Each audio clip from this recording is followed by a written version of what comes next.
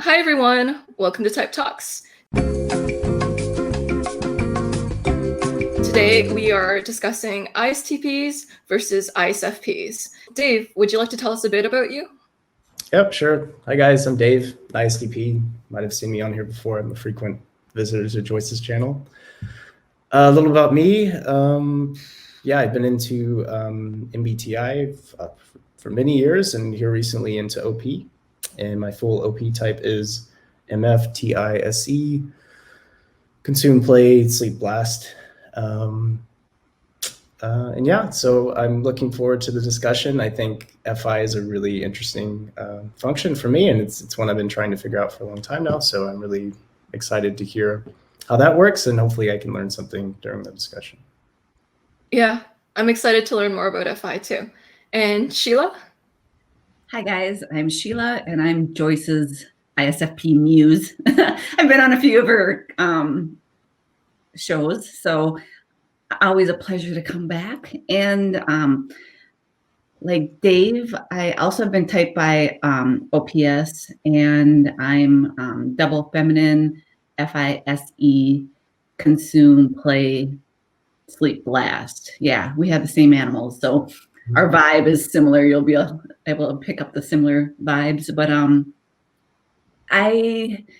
TI to me is also kind of like, you know, that boogeyman in the closet. I don't know much about it, so it's like I'm excited to dive into you two a little bit more. Yes, TI is fascinating. I love how your background is so ISFP, Sheila. It has like all your art projects and your threads in perfectly aesthetic order. Yes, Love it. A lot of SE back there, a lot of the sensory. Absolutely. And Mara? Hi, I'm Mara. I'm an ISTP. I'm a personality blogger at PracticalTyping. And after all those acronyms, I feel like I need to say I'm a regular ISTP. And Mara has one of my favorite typology sites called PracticalTyping. She takes like very abstract concepts and she condenses them into very practical, concise, and clear understandings. If you want to like understand Jung's work in a very true to Jung way and said in a very analytical and accurate way, go visit Mara's site. Dave has a YouTube channel and Sheila has a YouTube channel too. And actually Mara does too. So go check that out, everyone. My first question for discussion for all of you is, what is the difference between leading with TI, introverted thinking for ISTPs, versus leading with FI, introverted feeling of the ISFP? Where do you guys notice the differences and where's the similarities? So on paper, it's TI is following, doing things that feel reasonable to them. Like it makes sense for me to do this, it makes sense for me to do that. FI is following their value set, what's valuable to them, what's a priority. So that's the concept. That's like the abstract difference. So but on the surface, they don't really look that different. Like if you look at behaviors, it's actually really tough to look at like an ISFP and an ISTP and really see which one has the TI, because the behaviors are pretty like similar. But on the inside, that's where it's completely different. Or I'm assuming, I've never been FI before, but the being just so caught up in my values and things like that would be like would be a bit scary, I think. I don't know how I would handle it. Yeah, I mean, that's all I got for now. Yeah. But I've always seen TI as maybe a bit more detached than FI. Like what Dave said, though, it is kind of hard on a surface level to just spot the differences sometimes. Yeah, I feel like we have a lot of similarities on the outside, because whenever I listen to or see a lot of ISTPs, I very much relate to a lot of their I don't like their quirks and their not struggles, but you know, just the whole IP struggle. And you know, we both have the identity and then the sensory, you know, right there working together. So I don't think we're that different on the outside, like Dave said. And I don't even know if does ISFP or do ISFPs, do we give off a real feely vibe, or do we not? It could be, you know, different between each one, but I don't think we're overly emotional.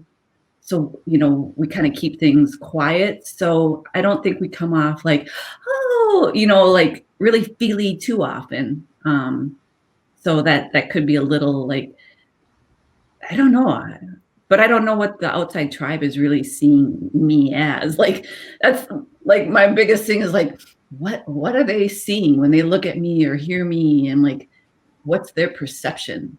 And it's so hard for me to step out of me and look at that. So I don't know, because I feel like I'm not an emotional, feely type of person, but being a lead feeler, the math says I am. Yeah, they're very fascinating. So what I got out of this is that like TI, for the TI user, might feel a little more detached. So you mentioned like Sheila, how the tribe, like how the group views you. And so I was wondering, like, how do ISTPs view how other people see them, and how do ISFPs view how other people see them? And I want to just maybe parse that out. Oh, that's funny. That's what I was just about to say, actually.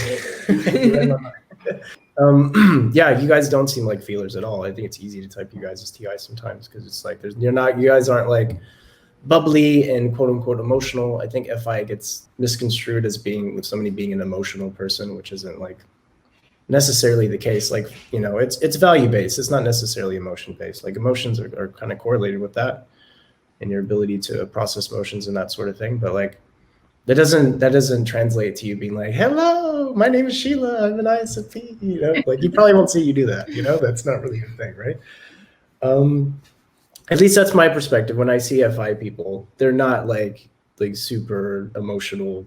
Like they tend to come off like a bit more stoic to me, I think, kind of much like how ISTPs come off, you know, a lot of the times. Very interested in talking about what they like or what they value. Like when they typically, like you'll be talking to an ISFP or something, they'll be very quiet, and then you hit that thing that they like, and then all of a sudden they change, and then they are like their face changes, the way they communicate, and then they're really into that thing that they like, and then you can tell, oh, okay, I found something that this person's interested in. But like, yeah, so that's the biggest thing I notice is really like being very open with what they like and what they don't like, and they're very quick to tell you kind of those preferences, you know. Yeah, when you said that, I was just thinking of somebody sitting in a fishing boat, fishing and just waiting and casting out their line, and all of a sudden, you know, all of a sudden it's like, oh, there's the right, you know, lure, and you caught us on what we want to talk about. That's what Effie's doing. Like, okay, that didn't work. This one, no. Oh, this one made them upset. Okay, don't do that one again. Let's do and then eventually you'd like, oh, it's this one. Okay, cool. Yep. Let's talk about that. Yeah.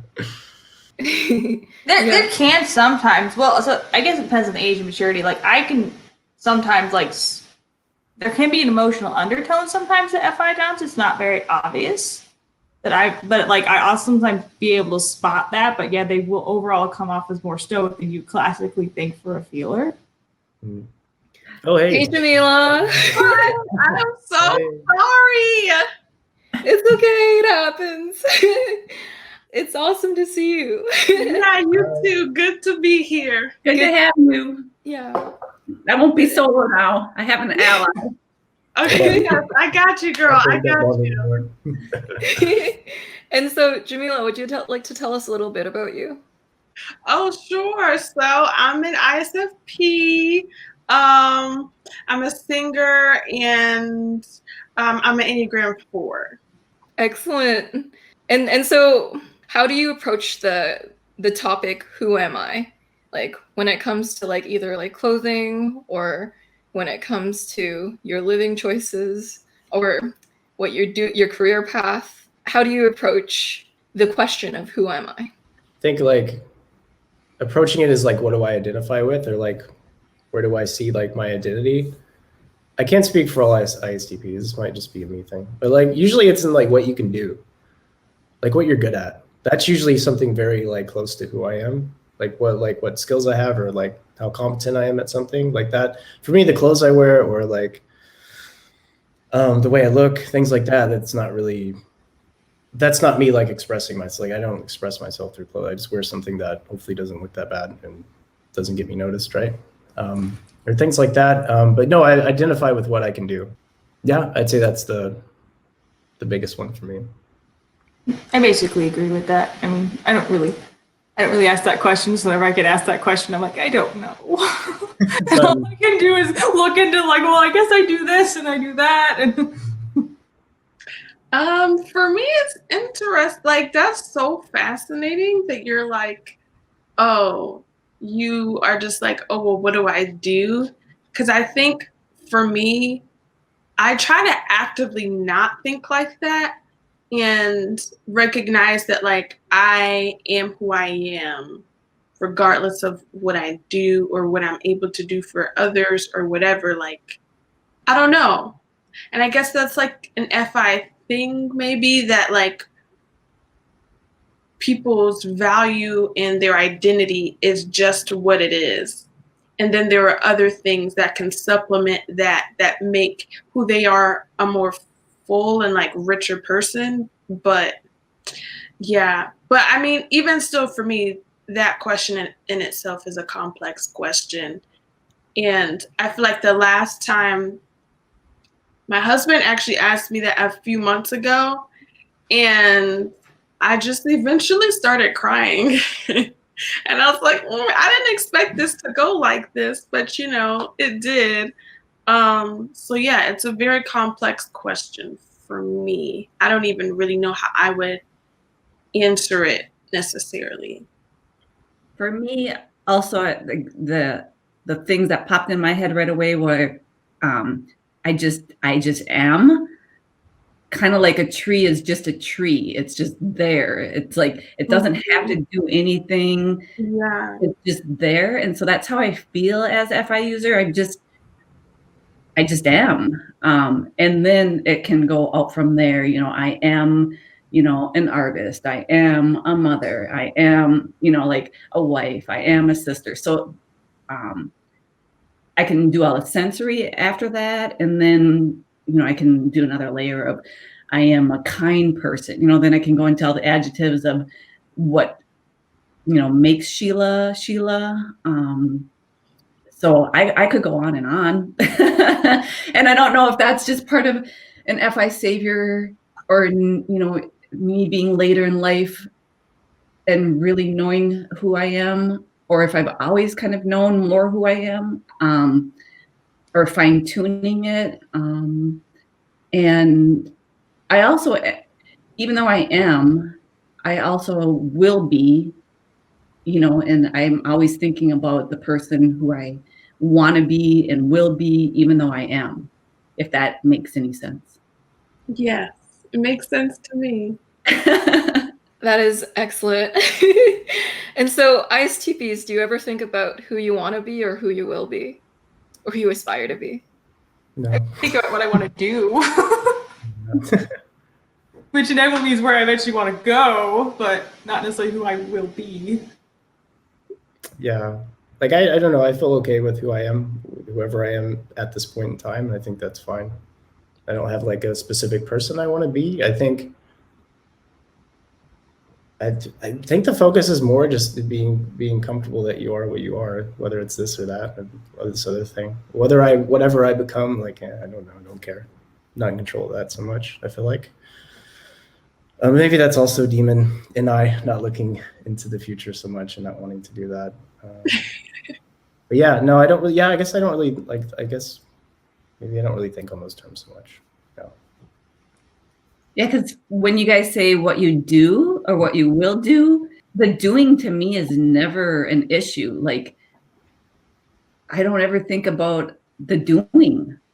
Mm-hmm.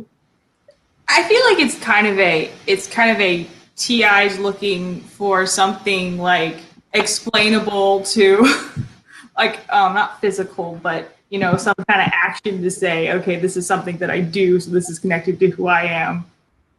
Yeah, like, would you identify with the type of art that you make or the clothing that you make or anything like that? Do you feel like that's you, or like you are an artist or you are a hairstylist or you know, because it's kind of that, if that is similar, it's kind of the similar thing for us, but usually it's not with the same activities, I guess, maybe. No, because I always feel like that's always evolving.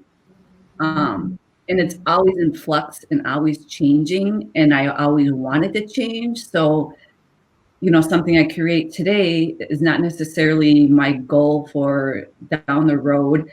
More like, you know, I'm perfecting the skill versus the outcome. It's like I put more effort into, yeah, perfecting the skill, I guess. So like with hairstyling,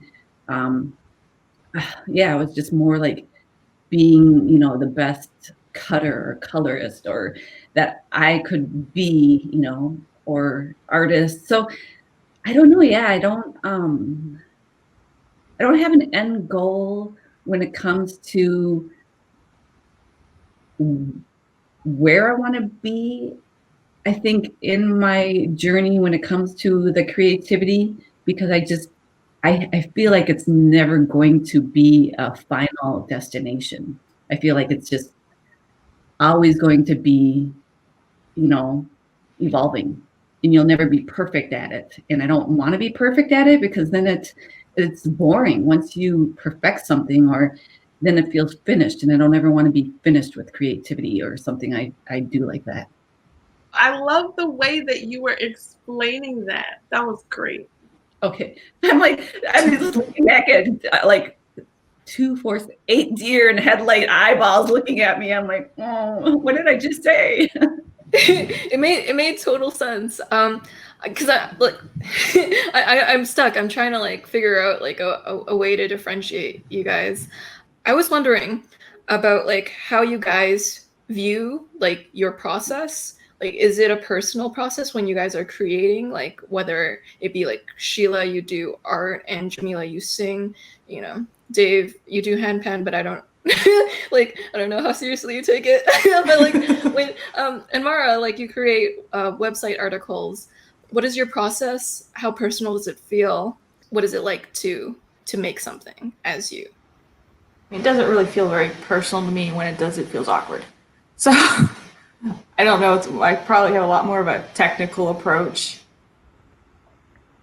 But I guess if we're on that subject, I know an INTP who created videos, and it was funny because I know FI DOMs who will talk about like, it almost sounds like for them it is a very personal, like I'm showing like using a piece of myself to create this type thing, whereas he described this very detached, let me analyze what people like and what they're going to respond to, and then let me create that. And it was just a very detached, like not connected to himself in any way, just purely let me observe what these people like and just make that. I had an FP friend where she's an artist and she makes art. And the thing is, like, sometimes like she won't want to like sell or give away her art after, because it's like giving away a piece of you that like you put your heart and soul into making, and now it's weird to give it to someone else because there's an attachment to it, because it's like an extension of your soul or something. Yeah, I know when I've made things, if I'm making something without the intention of giving it to somebody before I start it, it is a lot harder to let that go. But if I already know, you know, I'm making X for, you know, Sally, then the whole time I'm making it, I can detach myself from it. But the other way around, if I just all of a sudden like, oh, I want to create this, and I create it and make it, and then I'm like, oh, I love it, and I'm like, oh, I want to keep it, I don't want to give it away, you know. So I do very much feel that way. But you know, I do give away stuff that I don't want to, or sell it, but it is a little more personal. I'm kind of like, here you go, yeah, be nice to it. Yeah, I know for me, like, I'm very similar, but because, like, my main form of, like, art right now, other than singing, is songwriting, and I like to write songs for myself, and I also like to write songs for other people. And with that intention, it's always going to be that I'm going to be giving it away to some extent. And obviously some songs are more personal than others, but like I understand the end goal. But also, and this is kind of diving into something a little more nuanced, but like I don't really share what I work on with hardly anybody. So the very, very, very few times I do, it's like I'm super sensitive to criticism, because it's like they're criticizing me, and it's like I like put my heart on this page type of thing. So that's something I have to always kind of differentiate when people criticize, you know, obviously in a healthy and helpful way, criticize something that I've done, understanding that it's constructive and it's not like a personal attack. Yeah, and for a lot of things that I will create, I'm already my biggest critic, and I'll be like, oh, there's a little flaw there, or I could have done this just slightly different. So I've already like beat myself up over most of the things I've made. So when somebody, if I do put it out there, like, you know, if somebody's like, oh, I see it's a little crooked there. Or, I mean, most people don't do that. I'll be like, yeah, I know I screwed that up or something. So I run through these scenarios a lot, I think, to prepare myself for the tribe criticism. And if I ask for it, then I'm like, you know, bracing myself. I'm like, okay, I can take it. I'm a big girl. And then they tell you something, you're kind of like, ooh, you know, that one hurt, you know. But for the most part, I'm pretty like balanced when it comes to criticism, because I've already critiqued the crap out of most things I do. It's usually out of left field. If somebody all of a sudden launches a bomb and I was like way taken back, that's when I'm kind of like, whoa, you know. But I think if I haven't processed it in my pretend mind already, that's when it's harder. But usually I'll process a lot of the bracing of me and the tribe often. I'm more in control of it, like kind of like what you were saying, Sheila, like, okay, I prepared myself and I know that I've literally kind of done everything that I see. So let me see if there's something that I'm missing that somebody else is seeing. Then it's like, I'm way more receptive of that than I just want to show you what I have so far. And then you just start telling me all these things you don't like. It's like, I didn't ask you for that. It's still in a work in progress or something. So yeah. So for you ISTPs, then when you are creating something, are you using your FE, you think, a lot and wondering if the tribe's going to appreciate it or if they're going to respond well to it? Or do you just create something because you want to? I probably think quite a bit about how it's going to be reacted to. Yeah, like if I'm making something, I don't think about if people are gonna like it or not. It's pretty much just if I like it, and that's because if I try to make something that I think other people will like, I literally don't know how to do that. Like it doesn't. I can't really be creative, and I feel like I'm just copying other people's stuff, or I'm just like, this is in the context of making music, by the way. If I'm talking about making stuff, usually it's like electronic music, but so I have to go by my own preferences because those are the only preferences I know. I can kind of guess at what people like, but it just doesn't come out good if I'm like focused on, you know, how other people view it. Now, when it's done, then I care. Then if I just show it to somebody, like, okay, I hope he doesn't hate it. You know what I mean? So it's like, the design process is all me. When I give it out, I do really care if people like it or not. I think maybe I don't know. Okay, so for me, like, if it's not somebody's taste, like that's fine. That's not gonna like trigger me. So it's like, well, this is not really my thing. But if, I guess I want to be seen as competent, or at least want them to hear it and be like, oh, this is a well-made song. Whether they like it or not is like kind of based on their preferences, and I don't care. But I guess I don't want the music to sound like it was made by an amateur. I think that's probably the most thing that I'm afraid of. But obviously I do like it if people also like it too. But yeah. Would you say that as you're making it, it's like, I don't want to say emotional, but like almost like an emotional experience? Or like, how would you describe your process when you make things? And like, yeah. It's not a very like emotional process, I would say. It's more like it's very reactionary. I don't have like a set process or anything. I just start with one sound and it's like, oh, this sound reminds me of this thing. Okay, I'll do that. Oh, this kind of reminds me of this thing. Oh, wait, this, okay, I'm getting a picture in my head. This reminds me of like a swamp somewhere or something, like, or just whatever, you know. And then I add things that make sense with the swamp picture that make it more of a swamp or whatever. And then maybe it changes. Oh, it's like a happy swamp. Okay, great. I'm gonna add like, you know, these little bell-like chords on top of it. Not the best example, but so it's, yeah, I mean, it's kind of emotion where it's like, do I like this? Do I don't like this? Does this remind me of something? Does it not remind me? But I'm not like trying to like express an emotion, I guess. And I'm not necessarily feeling emotional when I do it. If that makes sense. Yeah, for sure. How is it like for you, Jamila? Yeah, I feel like emotional might be a little bit of a strong word, but it definitely, it kind of depends. Sometimes I just might get a melody and I'm like, oh, what am I going to do with this melody? Or sometimes the same would be with lyrics. Like I might hear, like in conversation, somebody might say like, oh, I can see the sun in your eyes, like the reflection of the sun in your eyes. And I'm like, oh, that's the lyric. I got to do something with that one day. But then other times, like, you know, I might be actually pulling from real life experiences. And it's like, I literally need to pour this on a page because it's in my body. It's not really very effective. But I think that the most, I guess, emotional part of the whole thing would be performing it more so than the process of it itself. Yeah. Yeah, and for me, like when I create stuff, you know, it's not like lyrics that, you know, are an emotional, like sometimes, you know, when you hear a lot of musicians, you know, the lyrics are very emotional.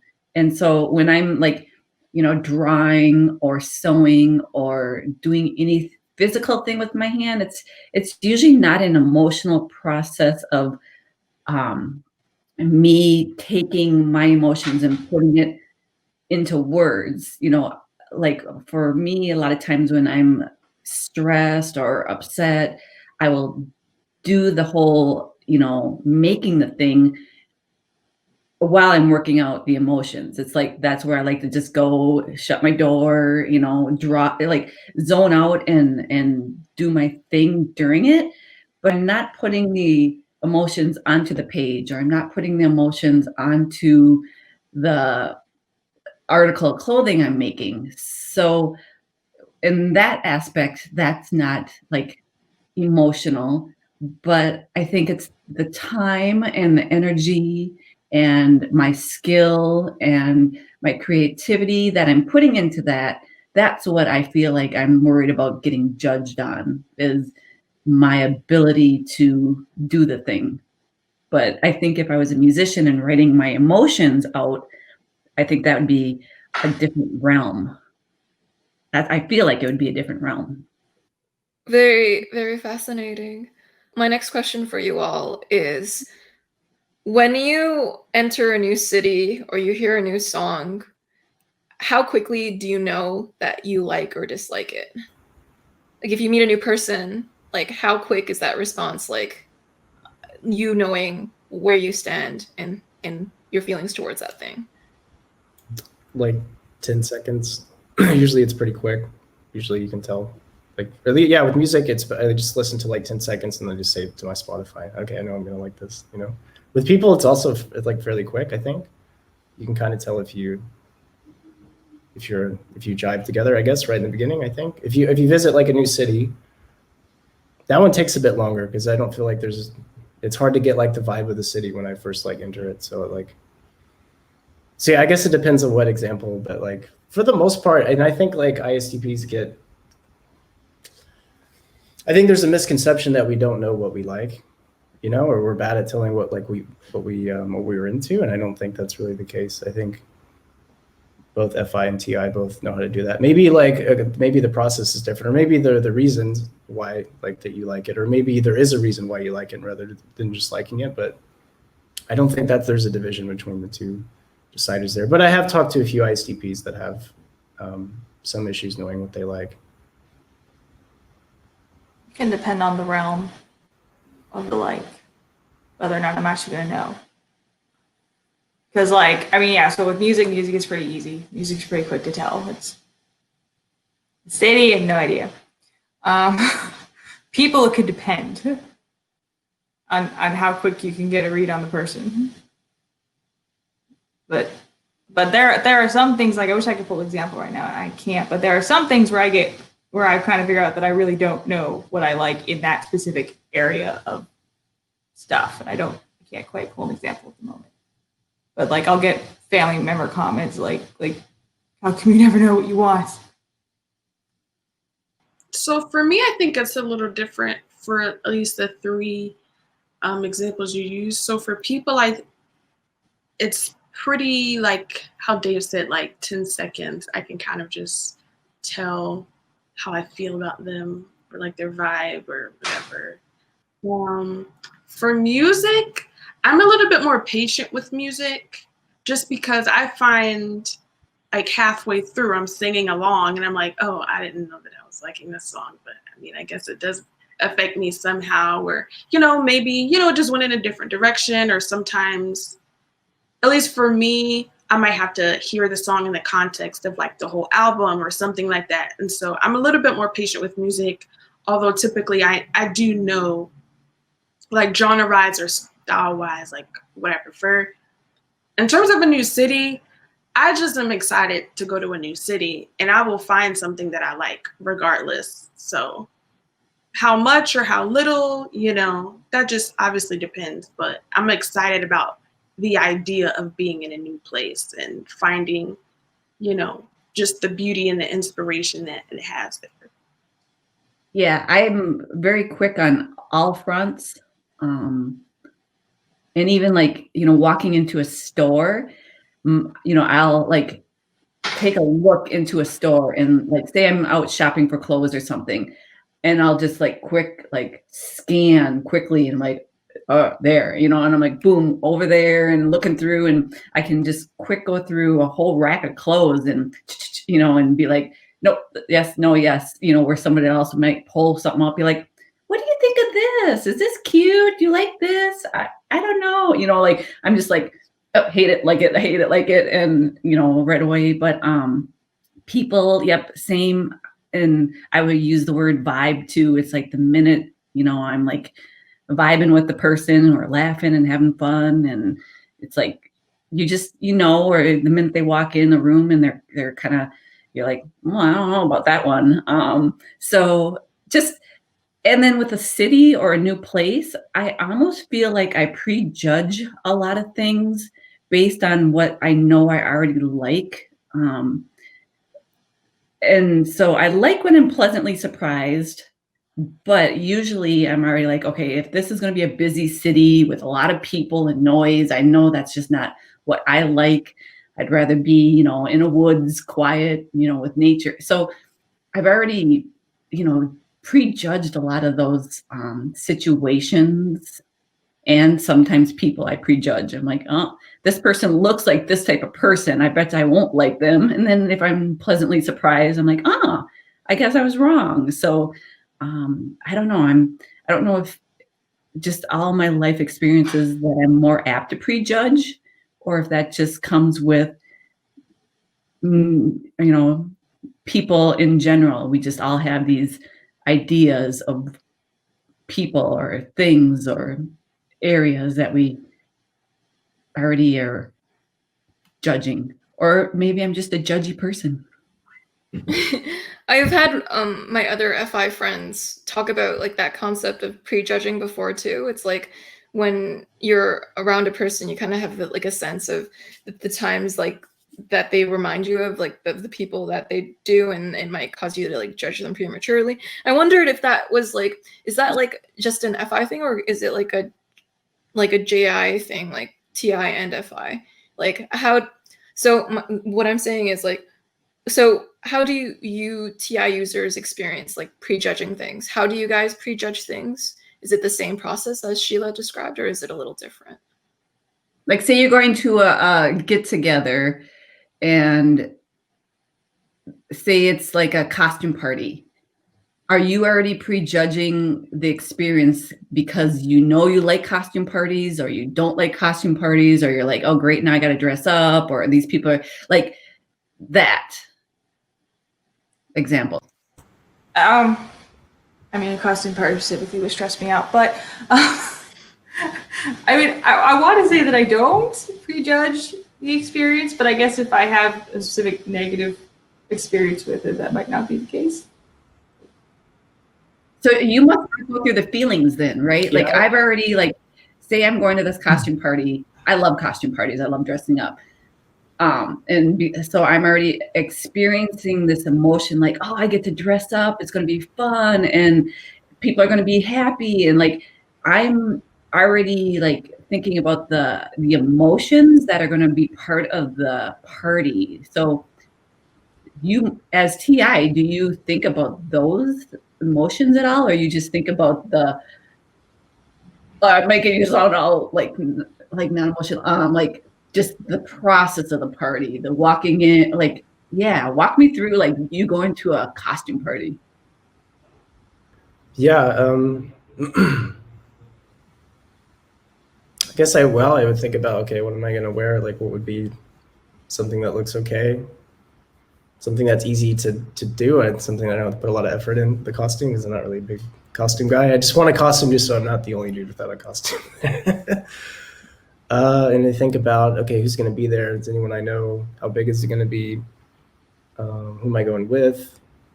So a lot of people stuff. Do I think about like the process of going there, what it's going to be like, what I'm going to see? And no, not really, because I feel like I have no idea, you know?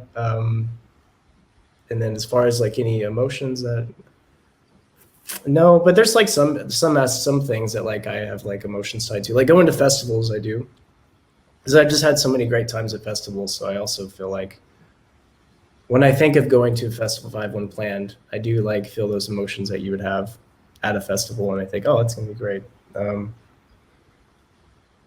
yeah, I don't know. I hope that answers your question. I don't know if that was very clear, but.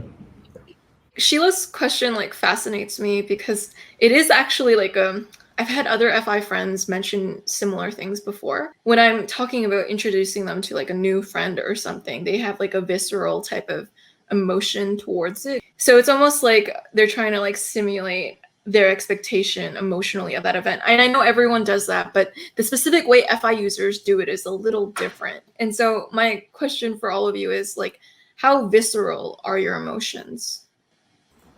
What does visceral mean? Thank you. That's not too. Thank you, because Joyce is too smart for me. Like almost like animalistic. Yeah, like Sheila said, like almost animalistic, primal. I didn't know. I just feel like I'm being like burned by like a hot iron or something. I'm like, I don't like this. Like, but I'm not like in a, not like in a, like a, they don't have control over me. They're like just being infected with something, and I don't like it.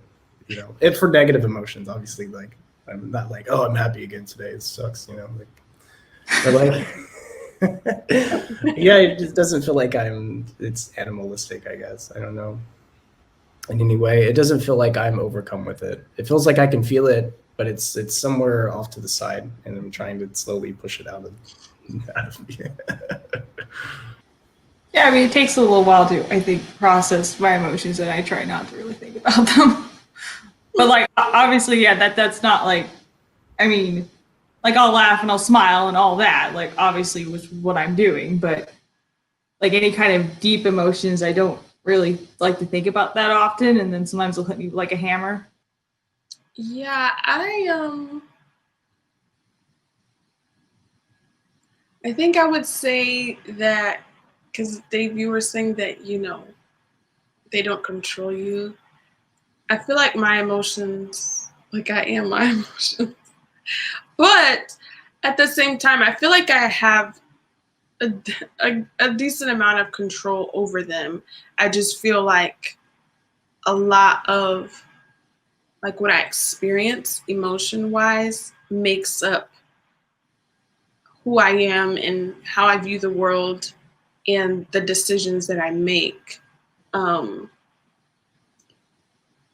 Even if simultaneously it's not like I'm I'm just thinking about things or making decisions, I should say, just based on my feelings, but like I still can think logically or think long term, like, okay, I'm feeling this way, but like, what is the actual best way to go about this? And then, of course, the best scenarios are when I can kind of merge those two thought processes together. So yeah. Well, that's like the perfect marriage, right? But if you can use both, Yeah. you're good to go. Like, it's not good to use just TI. Like, then you're just a robot, right? You don't want to do that. You don't want to use just FI because, I mean, it might be fun or it might be whatever, but like, who knows where you're going to end up, right? You know, so you got to like, yeah. And I think that's why I'm assuming that's kind of where we're all trying to get, right? Like, you guys are trying to use your T more often. I'm trying to use FE more often.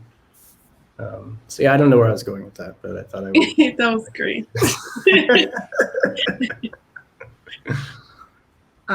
For me, with my feelings, I also feel like I have a good grasp of them, but I also feel like they are front and center as a constant, like, bubbling, burning, you know, it's just like this, that little ember all the time. But like, even, you know, with just simple things, like, you know, in the morning when I make my cup of coffee, I'm just like, ooh, a hot cup of coffee. And I'm just like happy. And it makes, you know, like the warmth of it. And I'm excited to drink it. And that first sip. And I'm like, ooh, I love coffee and my cream. And then I'm just sitting there happy going, life is good. My cup of coffee is good. I get to start the day. And so it's just that constant humming of happy, emotional, sensations all the time, like just in everything I do, even mundane stupid things, I'm just always like, it's just always like this little engine that's like humming, kind of like a cat purring all the time. It's like, that's just how FI feels. It's just like that purr. I don't know. I can't, I'm sorry, I don't know, but it's just a constant like.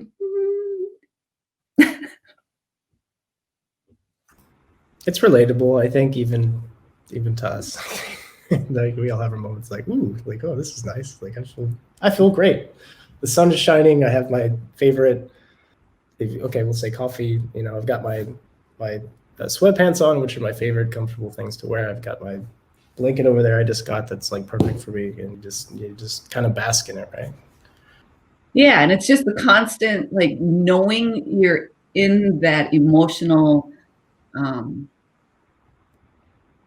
I don't know how to explain it. That makes sense, though. Yeah. Yeah. So Sheila, are you like trying to explain like how you're like you there are a lot of moments where you're just emotionally bathing in your experience? Yeah. So it seems like with the ISFP's answers, like there's more control over the emotions, like a more deliberate process, or like it seems like that's I'm making assumptions here. Let me know if I'm wrong. But and so like for the ISTPs, it sounds like more like sometimes it just happens to you and you're like your emotions, like, I don't know, you talked about like how it's like a hot stove and you kind of like dealing with like I don't know, like it happening to you, like it's biofeedback. I don't know. Yeah, like how So, Dave explained it. It was like a hot stove where he went to touch it and it was like, ouch. Where for me, it's just this nice warm, like ember that's a nice constant glow, or giving off that nice warmth all the time, where it doesn't, I'm never like burned by them, you know, like very rarely will they take me off my rocker. Like all of a sudden I'll be like, whoa, where did that come from? It happens. I mean, you know, it's not like I'm this master puppet controller of all my emotions, but it's very, very, very rare that I'm ever caught off guard by them. It's like, being a parent of a little kid where you already know, you just look at him like, oh, I know he's going to do this, where you just know your feelings are already going to go there. No. Do you feel that way with negative emotions? Like you feel anxiety, do you feel like a warmth from that or like a comfort from it, or? Well, I used to live in the anger a lot. I'm like, I can go to anger pretty easily. And it doesn't scare me. It might scare some people around me when it comes out and be like, whoa. But I usually, like, even when I'm super angry and I think I'm losing my mind in the anger, I'm still kind of aware of what I'm feeling and doing and saying. And very rarely will something come out of my mouth that I didn't mean. Usually if it's coming out of my mouth, I mean it, even I know it's going to land and hurt, which I've always had to work on some of my anger over the years, which I do have a good grasp of it, but it's, yeah, I'm never like afraid of any emotions. Yeah. Yeah. I'm not really afraid of any emotions either. And we're both fours, so that's like a double whammy. Like fours live in like the negative emotional space or whatever. So like I'm not really afraid of my emotions. I don't go to anger a lot though. Just because I can be pretty irritable and I can get sad. Like most of the time if I'm angry, it's gonna go to sadness. So like I'm more familiar with sadness and stuff like that. But it's still kind of, it's just funny because when you asked the question, I was thinking, well, actually, yes, like negative emotions are comforting to me in a way. I feel like in a lot of ways they feel just as, but really more authentic than the positive ones. So like there's like this running joke with me and those closest to me that like I always want to make people cry. Like that's my goal, is to get you like so into whatever that you're just like crying. And I'm like, we had a breakthrough. Like let's just sit in this. Like it's great. So yeah, it's just this kind of, whether it's negative or positive, it's just a constant of me being in control of, my feelings. And like Sheila said so eloquently, no feelings scare me really, of my own, obviously. But yeah. I don't like feeling anxious though. I think that's probably the most uncomfortable feeling for me, is feeling anxious. But everything else is just kind of like, okay, I'm feeling sad, I'm feeling this. I'm just gonna like ride this baby out until I feel like it's ridiculous for me to keep riding it out.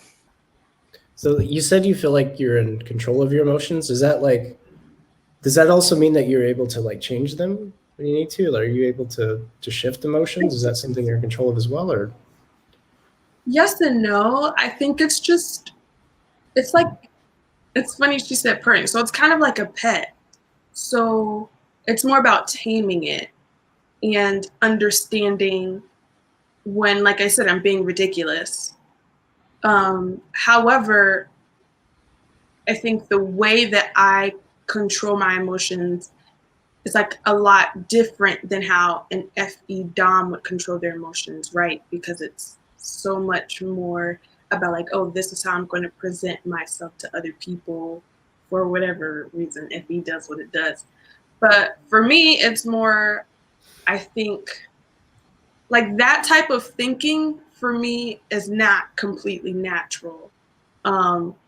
And so I've had to practice that, like, okay, I'm feeling this way, but I need to present myself like this. And thankfully, thankfully it works in the sense of like fake it till you make it. Like if I'm having a bad day, but like, let's say I have to go to a party later, like by the time I'm at the party for like 10 to 15 minutes, I'm fine. After, even if I walked in a bad mood, I'm like, okay, I'm just gonna put a smile on my face, eventually I'll be okay. I could probably sit in my sadness, But once again, that would be ridiculous. Like, I'm at a party, there's music, there's food. Like, what am I doing? Yeah. Does that answer your question? Yeah. Yeah, I I'm think like so. you, Jamila. Like there's been occasions where, like, say my husband and I are on a trip going to a party, and we're in the car, like fighting, like screaming and yelling. We're walking up to the door, screaming and fighting, and then all of a sudden, I can switch and be like, Yeah. okay, I'm not going to. When my friend opens the door, I'm choosing to not bring them into my crap. You know, it's like I can switch it. But it's hard. Like, it's like, but then I'm just kind of like, okay, I can compartmentalize those emotions, be like, okay, I'll deal with you, husband, after the party, or else we'll walk in and, you know, I'll be like, hey, how's it going? You know, and then we'll maybe go off to the corner and be like, okay, we need to stop this crap because we're not bringing it, you know, and then kind of walk through it and talk through it. But it's hard. There has been occasions where I'm just, if I'm really upset and, you know, I'm saying we're out and about, and then all of a sudden I just tank and my emotions tank. Sometimes I haven't been able to like switch it, and then I'll just be like, I gotta go. I need to get out of here. You know, like that. At the place, that's a little bit different than if it's like before. Yeah. I don't know if it's because all of a sudden I'm in this place and I'm not having a good time, and I'm not, and then that's where I feel like, okay, I got to remove myself from that. Yeah. And then same with walking up to the door. I'm in that place, not having a good time. I need to remove myself from that. And then walking into the door, it's a new environment, a new mindset. I don't. Yeah, I think that's 100% what it is. Like, if I'm upset, but I get to the where it's like you said, I don't want to bring people in my crap, but also it's like removing yourself from that space. And also in the reverse, like if it happens at the party, then wait, I kind of lost my train of thought, but it's still like removing yourself from that space. Oh, that's what I was going to say. I think that's definitely where the introvertedness really comes through, because it's like, wait, for me to actually process and feel what I need to feel to go through this, I have to be by myself, because this is distracting. And I don't want to be a Debbie Downer to everybody else. I don't want everybody asking me what's wrong with me or where I went or anything like that. I just need to get out and process, because I don't want to deal with that, and I don't want people to have to deal with me in that way either. Yeah, that's super interesting, Jamila. It makes me think about like how feelers, they're more comfortable like constantly like engaging with their emotions, in the sense that, like, I don't know, when you were talking about just feeling what you feel and like wanting to emotionally like move people, like you want people to like cry, and like it kind of like says to me that like you guys want to live in a state where you're constantly like interacting with your emotions. If you knew a person who you were sure was an ISP, but you couldn't tell if they were a TI or an FI, or you couldn't tell if they're an ISTP or an ISFP, how would you go about figuring that out? If they're this might sound negative, but like if they're an ISTP, I usually understand what they're saying. If they're an ISFP, I'm usually struggling. It's totally a thing, though. It's totally a thing.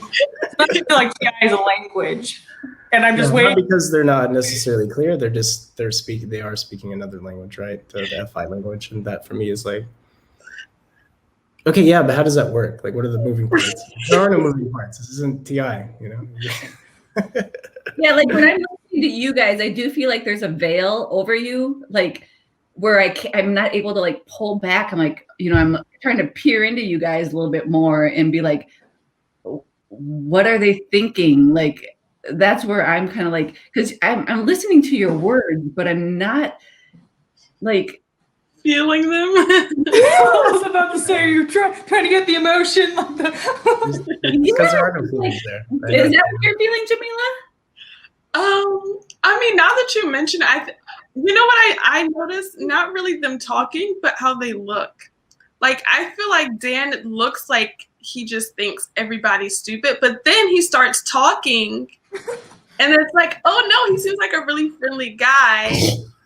And then with Mara, it's kind of similar, except, and maybe this is because she's a woman, I don't know, but she has more of like a smirk on her face, so it's like a little bit more like inviting, I guess. Where I feel like me and you, we have more of like a affirming face on camera, or at least like right now. Mm-hmm. It's like, yeah. And I'm like, oh my gosh, Dave thinks I'm an idiot, I'm sure. But yeah, so that's what I noticed. Not as much like what they're saying, but I understand what you're saying now that you mention it. Yeah. And another thing is with you and me, when we're talking, we're like, you know, we're actually using our hands and our body. Yeah, we're more expressive. Yeah. We're just more, you know, like, yeah, I wouldn't know what I really would think. When I go to the festivals, I like going to the festivals. I think my friend's going to be like, and just more like, they're just stating the facts. Yeah. Like, that's great. I love that. You know, it's like, you know, you're probably looking at us like, why they got to be so sing-songy, you know, and like emotive, and maybe that'd be one big sign. Like, you two are a little more like, yeah, I'd go here and then we'd do there, and then and then we're like, oh, and then I don't know, yeah, I'm noticing that big difference. Just so I guess feelers are looking more like the feelers when it comes to emoting. Yeah, totally. When I went through Personality Hackers certification process, they have like the dichotomy differences of feeler and thinker, and in the feeler dichotomy, they have like sing-songiness, like emotiveness. It's just generally like there are tells that they're emotionally conveying something, whereas like thinkers are less likely to have that. What Jamila and Sheila seem to be pointing out is that Dave and Mara are less on general like emotive or showing like emotional signs, which can like trouble feelers who are looking like to see if like they're giving off an emotional sign. So it's like, what's happening with them? It's because like there's no like emotional signal to read off of you guys, and it can be like confusing. Well, where you guys have to take the context into account as well. Like if you look on other videos, I'm super smiley and laughing and shit, but like this one, yeah, probably not as much, just because the context, the scenario is different, I guess. Mm-hmm. Yeah. Like, I don't blanket over you guys or over us either. Like, just like even when we're speaking a little more, I think we're a little more wordy too. Like you two seem to get to the meat and potatoes of the topic, like, which is great, and I love it, and like I feel like we might be more wordy, like just. Yeah. I wonder if you clock how many words we say a day versus ISTPs say a day. I wonder if feelers talk more. Yeah, I think it's true. I think we usually get to the point a lot of times, whereas you guys, it feels like you're kind of processing what's going on while you're talking so much. It's like you're trying to convert the feelings inside to words, which it's a difficult translation. That's not so easy, right? You know, converting thinking or logic to words, language is kind of built on that, right? So it's not super difficult, right? Funny thing you mentioned about me looking like I think that you're stupid. This is the criticism that usually ISTPs get from E75 people, that they feel like that we think that they're stupid, which is not the case. Sometimes we're thinking about what you're saying, but we're not like passing judgment. On the other hand, we feel like that we're constantly offending you guys. I'm like, oh God, I've upset them. What did I say? So it's like there's a big miscommunication. I feel like a lot of times where one side feels like the other side's judging the other. Yeah. For different reasons, right? Yeah. I feel like I default to a thinking face, and the thinking face doesn't look like a friendly face. Yeah. Then I come out of the thinking face, I have to remind myself, okay, you need to smile now. Yeah. No, I do agree. Like, in every day, I have been told that I have a resting bitch face. So, like, I definitely understand. I think that IFPs do have kind of more of a mopey face in a way, or something that is different from like a thinker, like stoic face a little bit. So I do get what you're saying. I think for this context, for whatever reason, maybe because we're talking about feelings, then it's a little bit of a different type of communication, like body and word. Oh, that's what I was gonna say. And then also, so I would say, because I know a lot of ISTPs and a lot of ISFPs, and for whatever reason, like my relationship with the ISTPs is always like they're making fun of me, or like, that sounds like really sad. I don't really mean it in that dramatic of a way, but like, I don't know. It's like we're just always picking on each other in a way. And yeah, it's just kind of hard to explain. Maybe just the disconnect. And when you don't understand something, you like to joke or make light of it to be able to come to the connection. I loved what you said, Dave, too, about how thinkers, you know, the logical brain and the thinking comes out in the concrete words a little easier than how, you know, us, you know, the FI at the top, we're like getting all these emotions and our, you know, we know the emotions, but it's not like we can just blah the emotions. It's like we have to go all the way down to our thinking, logically form this thinking, and then come back out and try to make it a reality. And so I feel like it does take us a little longer to, so that's why we are stumbling over our words, maybe, or trying to convey. And I think that's why a lot of times after ISFPs, and I know INFPs, I hear it a lot from them. They're always like, when you're talking and saying something, then you're looking out at the tribe, you're like, does that make sense? You know, like we're always like looking at your, like, you know, did that make sense? Do you understand? Like we're like looking at you like for some feedback, like, oh, okay, I get it, you know, because we're like so insecure about our thinking process of getting it out there and making it sound like it's like tangible. I don't know. Yeah. Does that make sense? Yeah. Come on, give me some feedback, people. Yeah. You always make sense, Sheila. I love hearing what you have to I say. feel like I make no You sense. do, girl. You do. You make sense to me, at least. I don't know. Yeah. What you say, Sheila, reminds me of this analogy that I've heard before. So feelers tend to, like, when they try to convey their logic, what will happen is like it's like a dirty faucet. They have to wait for the dirty water to go through in order for the clean water to then come through. So the logic comes after a while of trying to articulate it. Whereas like thinkers, it seems like when they're trying to articulate it, thinkers get to the meat and potatoes of their actual point, like in a more concise, logical way than feelers. Like, because in general, it takes a while sometimes for feelers. Yeah. Which I do notice in your speech patterns. And so one difference I would draw is that, yeah, I agree with Sheila. She mentioned at some point that like when ISTPs are talking, like I noticed it in this chat too, their answers are actually more emotionally generic. So when I hear it, I'm like, okay, so what does that tell me about you? And then it really doesn't really tell me anything, even though you're telling me something. Whereas I noticed with the ISFPs, it's more genuine. So it's like, I'll get an answer, but I actually know you a little more after that answer. So like, it doesn't make sense. Like someone can answer a question and then you can go like, huh, how is that like different than any other human being? In the sense that like, I don't feel like you disclosed anything actual about yourself, where I noticed with FE users, like sometimes when they'll answer something, it'll still be generic. Oh, and that annoys me, okay? Yeah. I sense that. Mm-hmm. Yeah. Yeah, I feel like I want to draw those emotions out of you, and it's not working. It's like I want to pull that,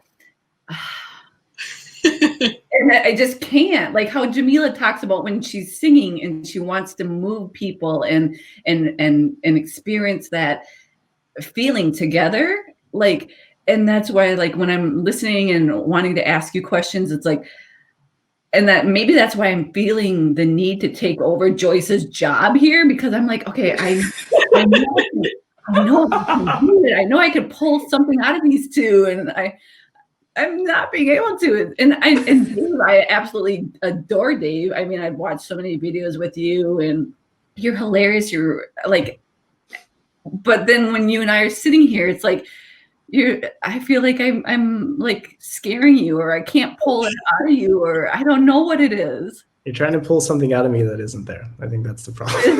Yeah, that's exactly what it is. I was going to ask that, like, is it just nothing is there, or is it you're not aware of something, or like, what do you think it is? I think it's probably more of a lack of awareness.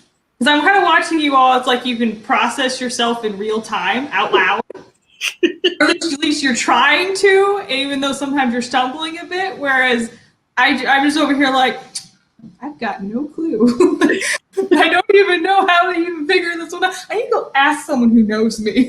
Right. That's funny. Yeah, I don't know. I think in interviews, it's also tough to pull those out. Like this format, it's tough to be in an interview and to have emotions come out. Maybe, I don't know if it's the same for you guys. If you put me at a festival or somewhere, or you put me in like a completely different setting, then I haven't, but this, I don't have like an emotional reaction to it so much. Maybe a bit of nervousness, and maybe like not much more than that. Like right now, I'm just feeling kind of pleasant, I guess. I don't really have any strong emotion. I feel good. I don't really have any specific emotion. Because we're being recorded and we know that this is going to go out on YouTube, do you think that's part of you holding back too? Like, are you thinking about that? Like the future consequences of putting this out there, and then other people are going to watch? Like if this wasn't being recorded, do you think you'd be like more apt to, but you said there's just, I'm not pulling anything out because it's not there.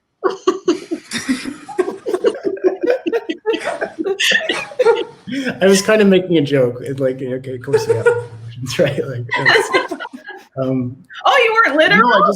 No, yeah. I don't know. There's just a lot going on right now in my head, like about this whole interview, trying to answer the questions right, trying to vibe with everyone, trying to all this, there's a lot of like calculating going on. And when you're doing that, you can't fill stuff.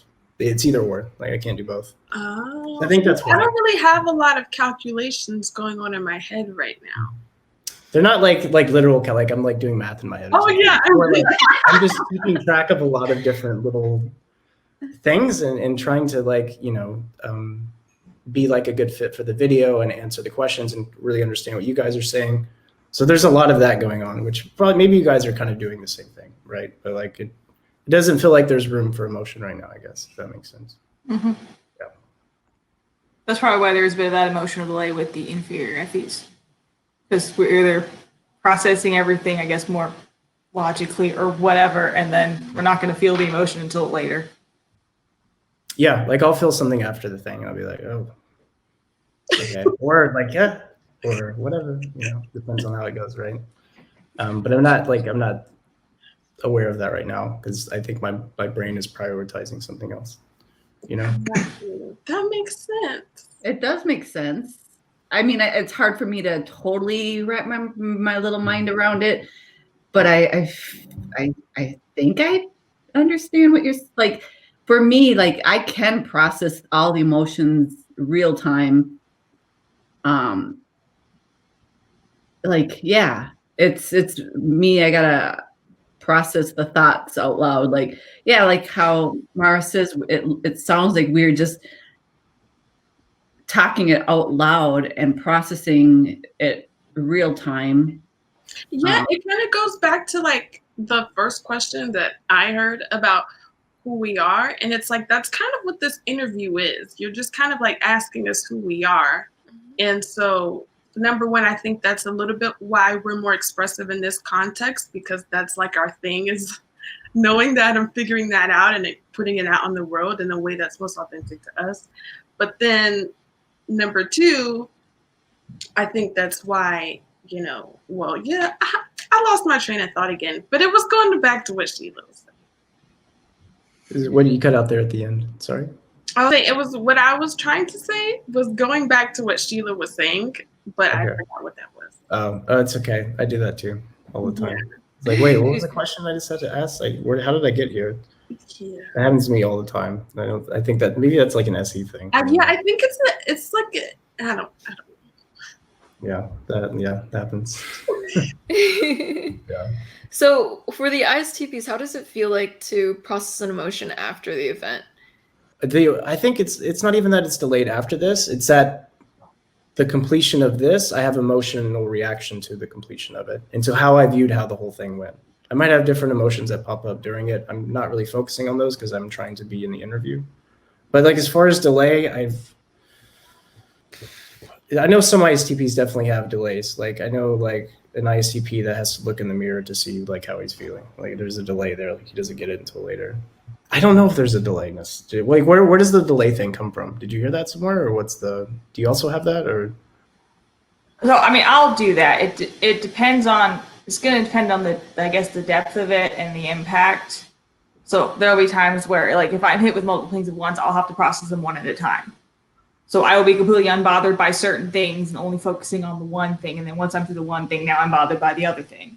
And it'll kind of be a step-by-step process. But like I'll have something happen that I'll be fine with in the moment and it'll bother me later. Because I'm just kind of dealing with it in the moment, completely detached from it. And then later I'll go, I'm kind of mad. I can't believe that person said that. And it'll be completely later. Okay. I think the pattern is like when the thinking brain is activated, means when we're dealing with a problem or we're using TI to handle something, but there's not a lot of room for emotion. So the delay comes once the TI shuts down and we're back to base. I would say that's probably the pattern, I guess. That makes a lot of sense. Like when I walk away from this today, I know that I really won't be processing emotions. I'll be processing thoughts more like, more like, I wonder how they took me. Wonder what they thought of that. Wonder if they understood where I really was coming from. Those are all the things that I'll be processing walking away from this, is your thoughts on it, and grappling with that. But yeah, I won't be like right now. I'm more in the emotional part of it. Like, I'm like, oh, hopefully, I'm hoping they're having a good time. I'm hoping I'm having a good time. Like, it's like the emotions are now. It's the thinking comes later. I'm like, oh, shoot. Did I screw up? Did I make them mad? Like, well, I guess that's a mad, like, but I'm more worrying about how I came across. Like, I hate being interpreted the way others interpret me, because it's like, that's not what I meant, or, like, that's what I'll walk away and be like, all like, oh crap. Yeah, I worry about that too. I think, the same concern, definitely. About how we think the same. It's like an IP thing, I think, because we're not like that's important for us, whether it's FI or whatever, it's whatever, I think that's like a important thing. And you're also not, or at least I can speak, I guess, just for Sheila and I, but like, you're also kind of not aware of how people are seeing you as well. So you're also kind of like, that came off okay. It's kind of like, I feel like IPs are kind of blind to how the other people see you, you're aware of how you see you, but the way other people see you, that's kind of need feedback for that, or like explicit feedback sometimes, Yeah, I actually heard from Personality Hacker that ISPs, because of like the lower NI and TE and FE, that we can, basically what you just said, like it's hard for us to really know like how other people feel about us or what they're thinking about us. And so a lot of times we might even draw our own conclusions, because it's like that immature NI of not really accurately being able to go into other people's perspective and stuff like that. So yeah, definitely. Yeah, the NI definitely plays like a big part, right? So you have to kind of step out, like what you said, and into your imagination a bit, right? If you're going to imagine how other people are thinking about you, that's like it's in, and so it's in, and then it's whatever your extroverted decider is, whether it's FE or T. So it's like, that's hard. It's for ISTPs, it's knowing like the F, so the vibe, It's not that we don't. Sit and beat myself up very long, you know, but I do think about it. Like, you know, sometimes I might think about it for 5 minutes and sometimes I might think about it for 20, you know, it's like, especially when I've said something on something and I've seen somebody's reaction to it, like, and then all of a sudden be like, ooh, and then I'll clock that or put that back there and then revisit it, you know, later. Be like, oh, remember that time when they kind of gave you that eyebrow and you're like, oh yeah, I wonder what that meant. And that demon in eyes, like, then you start like, I wonder if that meant this. I wonder if that meant that. And then you're like, I don't know. I wonder what they thought of it. And then, and you know, and you could totally get caught up in it. And then sometimes you just got to be like, screw it.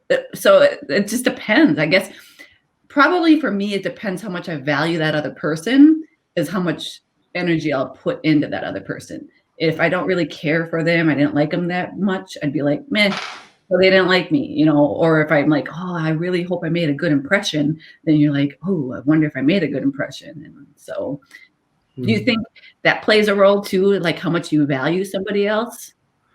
Yeah, I think to some degree. I think I worry about with anyone, even if they're not necessarily highly valuable. It's still like, because it feels like, I don't know, it feels like I did something wrong, even if it's just them misinterpreting something or them having their own issues. Somehow it feels like it's my responsibility. So even if it's someone I don't value or someone I don't really know, still it like hits for me a little bit because it felt like there's something wrong here, you know, which isn't the case, right? You have to step out of that and, you know, see it clearly. But yeah, I feel that. Yeah, I can relate to that.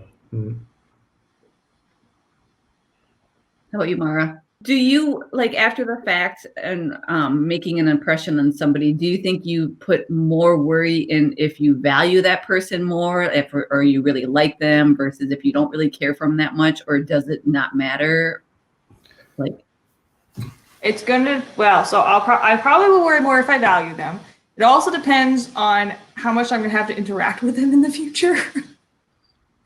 If it's like a one and done and I don't really, you know, then I don't probably give it a whole lot of thought afterwards. I might some. But I do a decent amount of analyzing after the fact, like, crap, why'd I do that? so do you think your NI also starts, you know, making guesses then? Like, ooh, I wonder if like, say you said something, you're like, oh, I wonder if that landed like this. I wonder if they took it like that. I wonder, do you do that? Or sometimes, I guess depending on what it is. Because I know I've sometimes gone back and felt the need to clarify before, depending on what it was and who it was. Like, I hope that didn't come out wrong. As I'm texting like the next day, and they're probably like, why is she even? Yeah, like another ISTP I know always, like when we're in like a chat group together, whenever he leaves, he's like, I hope I didn't offend anyone. If you were offended, I'm really sorry. And he always has to check because he's not really sure because of the demon and I, right? So I think, yeah, it's the same thing where you're like, this could have meant this. What did this mean? Oh, this could have meant this. And it could have been this. Oh, what if it means that? Oh, no. But yeah, I processed the value thing a bit more, and yeah, it does make a big difference. Like if it's someone I'm dating, then it's like, then I'm NIing all over the damn place. Oh, well, what did this mean? Oh, okay, well, they typed differently this time than they did. Maybe they're upset, or maybe this, that.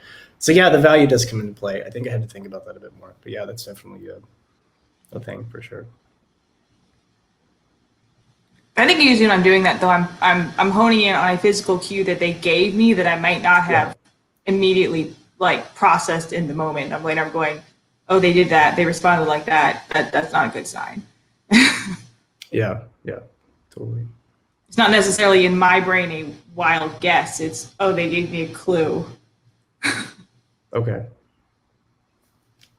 but then you interpret that clue the way you want. Yes, and then I'm trying to figure out, hey, how to, what did I do wrong? Do I need to fix something? Yeah.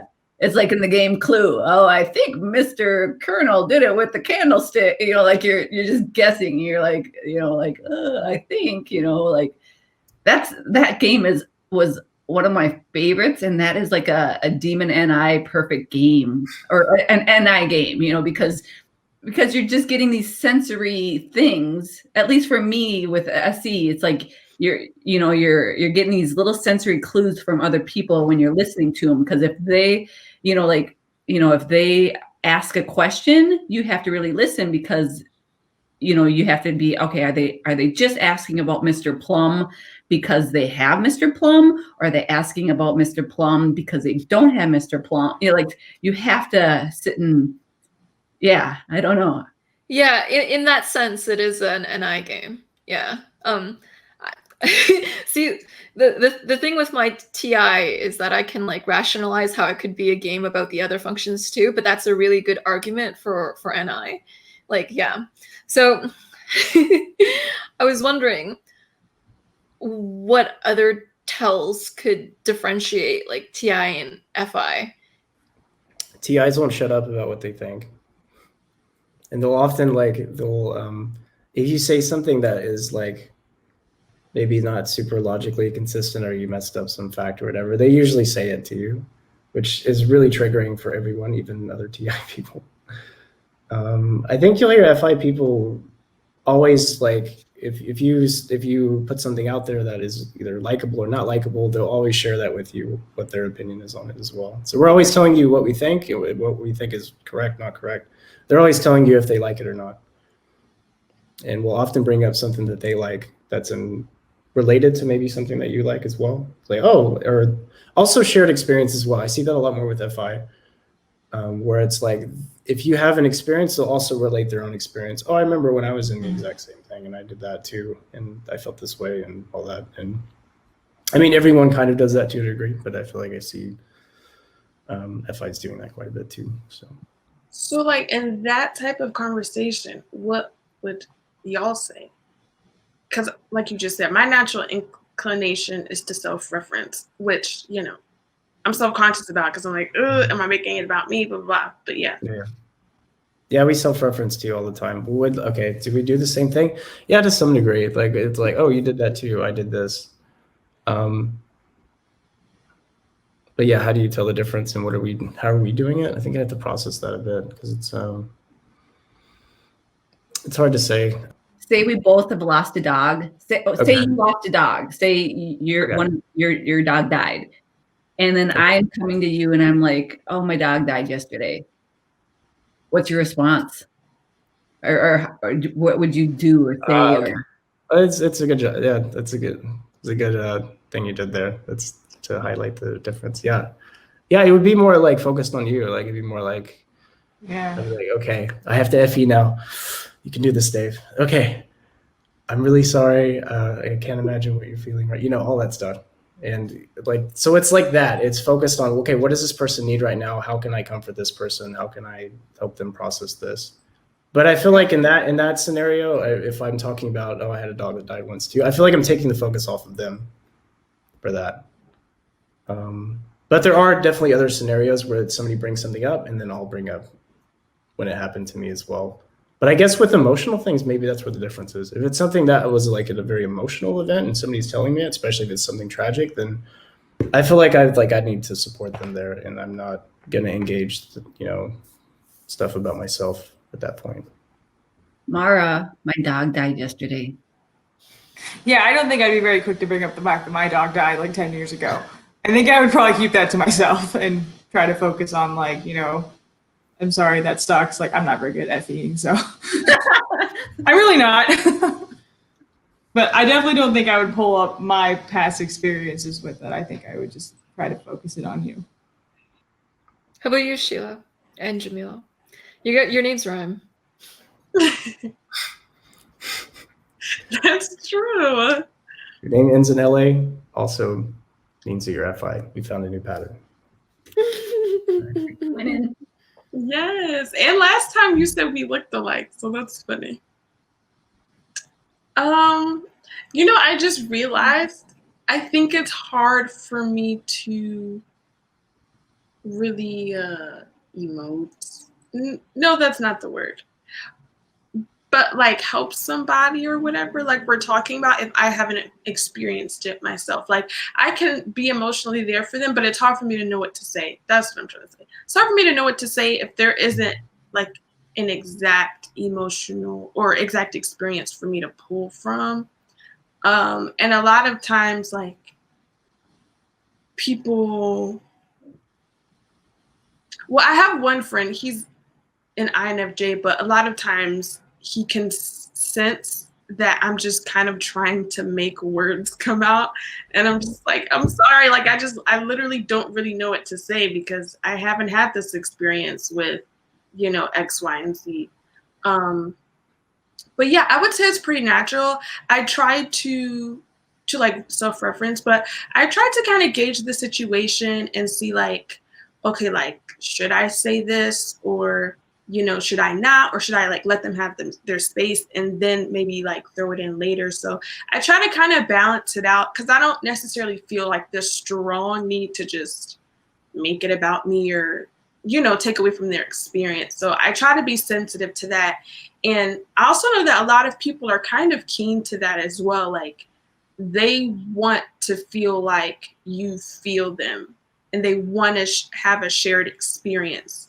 Because some people feel like, okay, so you were just telling me this, but like, you know, you didn't tell me about your problems, or you never talk about your problems, or whatever. So I try to be sensitive to that as well, to just trying to understand what the other person would need in that moment. But like I said, it is, I guess, a little bit more natural for me to, you know, automatically kind of do it to personally, internally, but it just takes discernment to figure out when or how or if to bring it up. Yeah, the discernment does take a lot of practice too. And I think that just takes years of seeing where you messed up before and, oh, that didn't go over so hot there. But like if somebody came to me and said, oh, their dog died, my first thought was I quick go to my emotion of when my dog died. And like, it's all of a sudden, it'll just bring me to that quickly. Like in my mind, I'm already like, oh yeah, I know how that, so I can quick, like know how that feels if I've had that feeling before. But a lot of times if I don't come out and say, oh my gosh, that's so sad, I know how that feels, you know, like if I don't, you know, if I say, you know, my dog's died too, I that must be so hard. If I don't say that, where I've learned to be like, okay, Sheila, let's not bring up your emotions. But sometimes I still can't help but be like, oh my gosh, Jimmy died, you know, like say their dog's name. I'd be like, I love Jimmy. Oh, he was so sweet. I bet you're, you know, like I'll end up still bringing up how much I love the damn Jimmy and be like, but then in a way it'd be like, you know, be like, Jimmy was such a great dog, you know, like trying to like bring up memories and of how Jimmy was special to me, therefore he's special to you. And like, I want to connect in those emotional feelings. So it's like, I do want to pull them into me and I pull them into, you know, like, yeah. No. I think that's the big difference between FI and FE. And that's really interesting to hear, like how you described it. And I've heard that's also like the way you guys relate to people and things is to have your own experience and then match it with that. Yeah. And then, but FE, like so as you were saying that, I was like trying to go through my mind, okay, what is it like for me? Do I go to my own past experience to relate to them? But no, it almost feels more general. It almost feels like, okay, what is the feeling of a dog dying like? It's not, I don't go to any past experience of like, what is this in general like to lose a dog or something like that? But I don't take it from personal experience. It just, there's just a feeling of like what that is like, even if I haven't experienced it yet. Somehow there's still a kind of I'm not going to feel it probably as deeply as you guys did because you have like an actual experience of that you're going back to, but I'll get like the gist of it. And so that's like, I think maybe the difference there. Yeah, it goes back to the like ISTPs, because of FE will have a more generic like reaction, whereas the FI user will have a more genuine reaction. Like because it's like you're connecting your realness to another person's realness, and there's like this sort of intimacy of a emotional resonance between you guys. Whereas like FE, its natural response is more broad.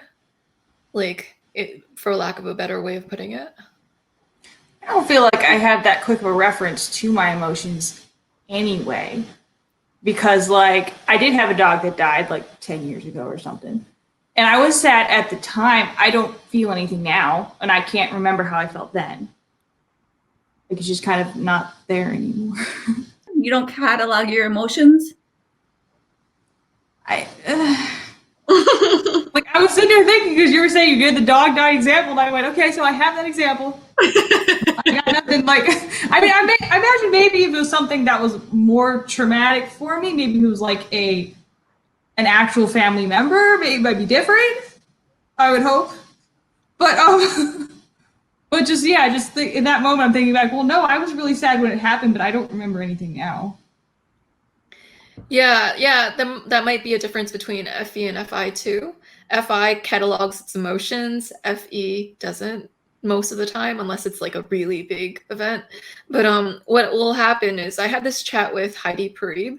She's an ENFP, and we were talking about like how FE will experience an emotion in real time, but then it will slowly forget about the emotion after it's happened. So it doesn't have like the same cataloging effect that FI does. Of course, all humans do everything. Like, so you will do it, but FI, it can recall an emotion just like it first experienced that emotion. So it's like, if you felt that emotion of your dog dying, like you don't forget how that felt. Like you can go back and retrace how that felt and the first time you felt it. With FE, sometimes it can feel less real after you felt it. And so it's harder to go back to that experience, to relate it back to you, because it even feels a little less real to us to bring back up that experience. Yeah, it feels like the FI relating, the FI emotional connection is much stronger. Like it's much more of an intense thing. But I also feel like in FI, people correct me if I'm wrong, but like FI has trouble empathizing if they haven't had the same experience. So like if something happens to you that they haven't experienced, and it's kind of hard for them to relate to that. Whereas I feel like FE can pretty much relate almost just about anything, but it doesn't relate as deep as maybe FI would. I feel like maybe that's one of the big differences, I guess. Yeah, if I haven't had the experience of something, I can imagine how that would feel. Like, I've talked about my best friend, she lost her son, and I have a daughter. And I've never lost a child, but I think about how, even on my day off, I'd be like, oh, I'll process what it would be like if she, even that before, I'd be like, what if she got kidnapped? What if she got hit by a car? Like, I'm processing these like emotions that probably will never happen, that have never happened, but I go there, I go to these dark, sad things, and I'll be like, oh, that would, and then I'm like sitting in them for a while. So when my friend did lose her son, yes, I didn't have experience to pull up, but I quickly could go like, oh, it would feel like this if my dad, like I would, so I can do it, but it's kind of a step. It's like an extra step of, okay, there's their emotion. I go into me, like, okay, I'm going through my catalog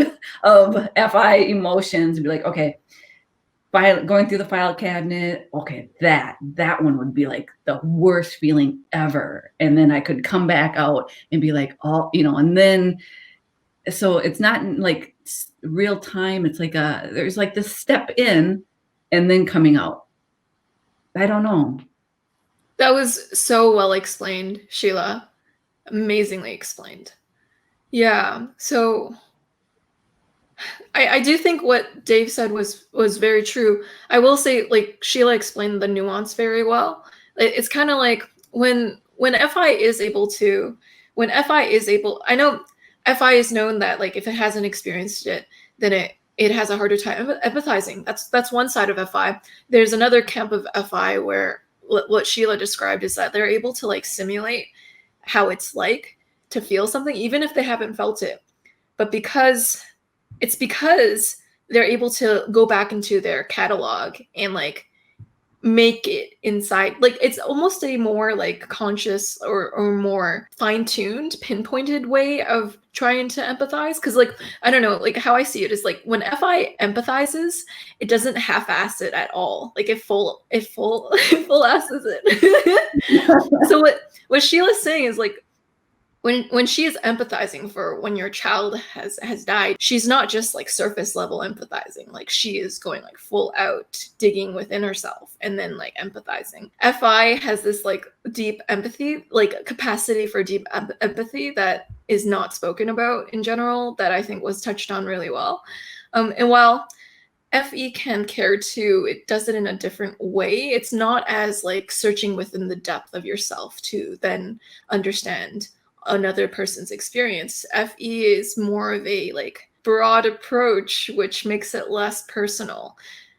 I can agree that I can empathize, but like I said earlier, I think it is harder for me to like verbally articulate it. It's kind of a case by case thing, but it's easier for me to know what to say if I've been through it than it is if I haven't. But like I could just sit there and cry with you, like we could do that, but I might not exactly know what to say. Yeah, I sometimes don't know what to say either, like, because I don't want to say the wrong thing, you know, like, especially if somebody's really, you know, in this emotion. And that was probably like, I've talked about it on other things, but that was the hardest thing, you know, walking with her through her son died when he was 15. So she had, you know, this whole life with him. And so, and me and her being friends for so long, it's like, yeah, when I went with, you know, to her, it's like there was, I knew there weren't even words to even say. It was just like, just laying with her and holding her and hugging her and just being in that, when she's crying and just crying with her and just riding that wave with her, like, and spending that time. But then, like, I've talked about it in my videos too, like even when I would leave, you know, for the day and be away from her, it would still just be this heavy, like emotional, like heaviness, where I've talked to other FE people, they're just like, you know, when they get in the car and they drive away, it's like that emotion doesn't linger with them as long, where, like, you know, I would just go home or just be like ball, and maybe it was the depth of the emotion too, like depending on how heavy the emotion is. But like, yeah, just be like, okay, I need to just, like, yeah, it's like almost having to process the death of a child, even though it wasn't my child. But I was like, I don't know, yeah, it was heavy. And yeah, so I don't know. I also wanted to say something that you said earlier about how before that happened, like, or regardless, you always are thinking like, oh, what if this happens to my child?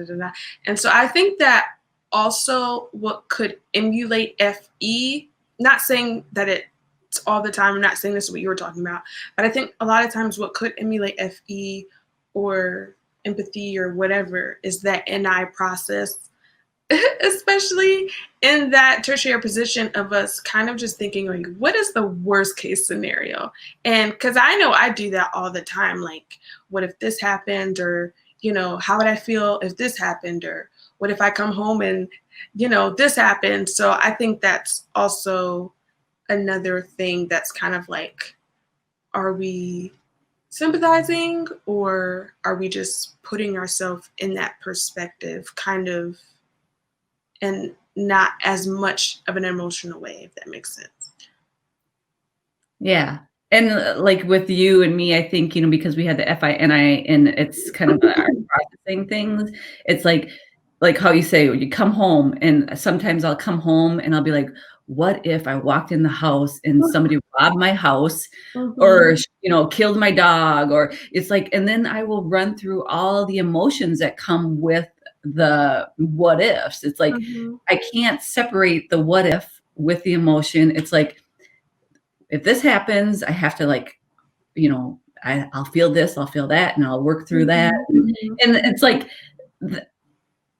it's all this wasted energy of it's never going to happen, but I feel obligated to process that emotion anyhow. And it sucks. It's like, like driving down the street, Annoying. Yeah. just like think of some random weird thing, and then you go right to the emotion of it, and then you got to process it, and it's like stinks. Like, why do you got to process it all the time of even stuff that doesn't happen?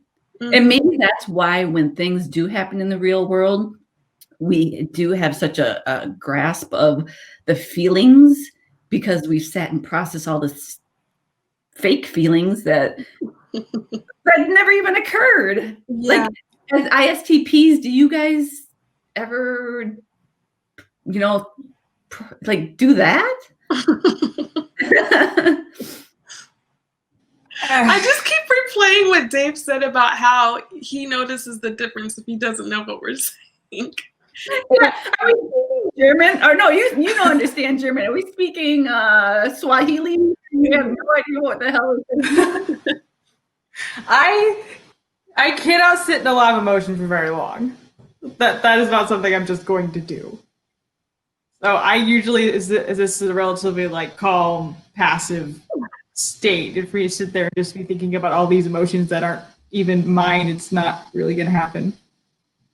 Usually. Also, I think in the moment too, like if somebody's sharing something with me I can't relate to, and therefore I don't know what to say, or I feel like I'm not adequately like showing that I care, what I'm trying to do is still put myself in that position where it's like, oh, I can sympathize with them because I'm like in their perspective, although I can't really feel what they're feeling, depending on what it is. If it's something super traumatic, then yeah. But if it's like, oh, something not as traumatic, then it's just more so me putting myself in their position. And yeah. That was such a profound thought, like where FI likes to generate like fake emotions, or not fake, they're real emotions, but it's almost like it's the event hasn't happened yet, but you're trying to know how you'd feel in that event. So it's more like you dwell a lot in your emotions and you spend a lot of time there.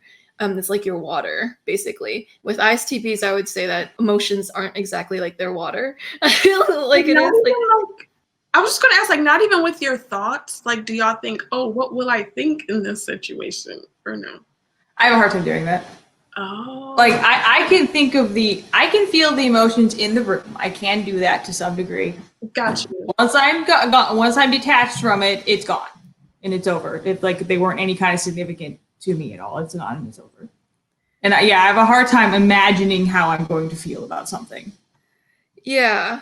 So it seems like FI, even after the event, it might like imagine how it would feel during certain things. And it's like sometimes even like processing emotions after is more visceral after it, and you're kind of going through it and still imagining it even after it's passed. And I think like I guess like maybe it's like FI trying to draw some emotional significance out of it, whereas like with FE is less likely to go that deeply into its one feeling like that. That's just my inference. And because we're short on time, does anyone want to say any final thoughts? I love ISTPs. Me too. I really do. Y'all are great. Yeah. Gotta love you guys. Sorry, we're a little scary to you guys with all our feelings. I wouldn't call it scary. Oh, good. What would you call it? It would only be scary if it was trying to be drug out of me. It'd be different. Do you feel us trying to drag it out of you, or do you feel me trying to drag it out of you? I mean, do you feel this pull? No. Okay, good. I don't. I've had other experience with other FI DOMs, which has been a little bit different, but well, okay. It's more like specific, like close family, where they I will feel this kind of like I'm trying to drag this out of you, we're like, no, it's not there. Leave me alone. I get that from FE sometimes, where they try to get your emotions out. I feel that more with FE. Yeah. Good, because I don't ever want to come across that way, even though I want to connect with you on a feeling level, but I don't want to like put you in a weird, like that's like the last thing I want to do is put you in a weird position of, having to F when you don't want to F, but yet I want to connect. It's like I know everybody has that little baby F in them. And it's like my big F just wants to like narrow in and like pinpoint your F and connect and like, I don't know. Yeah, like you want to be able to see it so you can relate and connect, right? But you're not like necessarily trying to pull it out. I think it's kind of what I got. Yeah. Exactly. That's why I'm doing it, because I want to connect. Exactly. Yeah, that's why I'm doing it, which it might be just a really crappy way of going about it, you know, but that makes like that Great. things make a lot more sense now since you said, because like I noticed when I talk to FI people and I do like bring up some kind of emotional thing or how like I felt about something or some kind of like really personal experience I have, like their demeanor completely changes to like really intense interest all of a sudden. It's like, wait, why are you interested? Yeah, the past 30 minutes. Yeah. I noticed, going back to the body language thing, that me and Sheila like tilt our head a lot, and y'all have just been in like one position the entire time. yeah. I wonder if that's a feeling thing, because you kind of like, Yeah, feelers do that. Yeah. yeah. Yeah. Like, It goes back to like the emotiveness of a person. Yeah. Mm-hmm. Because, yeah, that's interesting. Yeah. And so thank you everyone for showing up and giving your lovely thoughts. Sheila, I loved your raw authenticity when sharing. You were able to, you know, articulate the FI process in a very, very like down to earth and correct, and just in such a beautiful way that it was like so touching to hear about how you empathize for people and the way you go about it. Like, it's very, very, very real and raw, and it was like a pleasure to hear. And you think that you're not making sense, but you make a lot of sense, and it's almost like the words you say are so impactful because they're so real to the experience of ISFP and real to the experience of Sheila, that I feel like I get to know you more as you share about your experience, and I feel like I'm closer to who Sheila is. So thank you for just you articulating your self-awareness so that other people become more aware of your process in a way that is very, very amazing. And thank you, Jamila. Your voice sounds like an angel because you sing, and it shows in just the way that you talk on average. Like, it has a smoothness, and when you're in a room, Jamila, your chillness takes over and you help everyone relax. You're like a chill pill in a person, and I feel like instantly chilled when you're in a room. And yeah, your goal of emotionally moving people, like you do it really well. And like, I feel moved when I listen to you sing a piece. I feel moved when you comment, and it's so real. And I'm like, wow, just it was said in a way that is connective to the human experience. So like, yeah, thank you, FI DOMs, for just like having your emotions connect to other people's human experience in such a genuine way that is like genuinely touching and moving. Like, we feel it and it impacts us and we love it, and you make us more human because of that. And thank you, Mara, for your website, PracticalTyping. I really appreciate your articles, Mara. They expand my understanding of the Jungian cognitive functions because you relate it to real life examples. You say it in a way that is like actual human beings have gone through it. And like, you guys have such a thorough understanding of type, like you and Ryan, and you guys are able to articulate it in a way that really does type justice. And I'm like, my life is made better after discovering your website and, you know, reading about your ISTP mind and like your articles on FE, your Inferior Fe, and just like, yeah, like you're really good typology writer, Mara, and I like your ability to be accurate and concise with your articles. and Dave, you play the handpan really well, dude. your handpan skills are off the charts, and yeah, you really have that like SP artisan craft when you engage in those type of things. And I like how you're able to draw from your experience with FI DOMs. You know, it helped us make some insights during this conversation, and you know, your comment on, you know, FI DOMs they talk about their shared experience more, like that really helped accelerate the conversation in a direction where we really got to learn about the differences and similarities more in depth. So yeah, I thank you for bringing that to the table. And just so everyone knows, you know, Dave and Sheila and Mara all have YouTube channels, and Jamila is going to start up a singing channel one day that I'll link below as well. And you should check them out and support your SP creators out there. And yeah, just thank you for being you, because that's an awesome contribution to the earth. And I appreciate everyone for watching this video. Thank you for tuning in, and I'll see you guys in the next episode. Bye, y'all. Because he lives, I can face tomorrow. Because he lives, all the fear is gone now, because I know he holds the future, and life is worth the living just because he lives.